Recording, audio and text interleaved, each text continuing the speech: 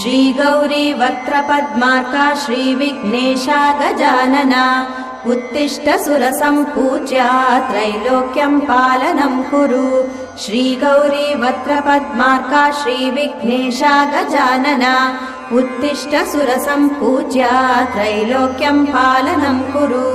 उत्तिष्ठोत्तिष्ठ हेरम्बा उत्तिष्ठ गणनायका उत्तिष्ठ करुणापूर्णा भक्तानां भाग्यदायका उत्तिष्ठोत्तिष्ठ हेरम्बा उत्तिष्ठ गणनायका उत्तिष्ठ करुणापूर्णा भक्तानां भाग्यदायका श्रीयाकुवाहन शिवात्मज दिव्यगात्रा श्रीभिन्नदन्तधनुजान्तक सूक्ष्मनेत्रा सर्वार्ति दुःखशमना फणिराजसूत्रा देवा गणेश्वर विभो तव सुप्रभातम्।